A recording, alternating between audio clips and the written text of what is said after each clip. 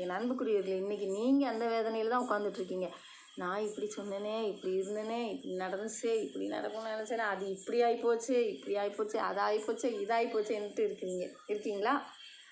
எனக்கு இனி உதவி செய்ய யாருமே இல்லை.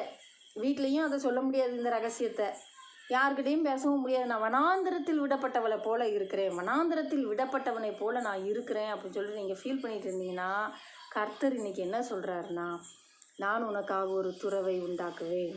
ஹல்லேலூயா. வனாந்திரம் தண்ணீர் தடாகமாக மாறப்போகுது. ஹல்லேலூயா. உங்களுக்காக ஒரு ஊற்றை அவர் திறக்க போகிறார். நீங்கள் அதில் குடிச்சிட்டு உயிர் வாழலாம், சாக வேண்டிய அவசியம் இல்லை.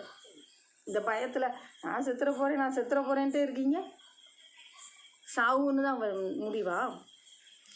செத்த நரகத்து தான் போகணும், பரலோகத்துக்கு போக முடியாது. அவரோடு கூட நம்ம இருக்கணுங்கிறதுக்காக தானே நம்மளை படைச்சாரு.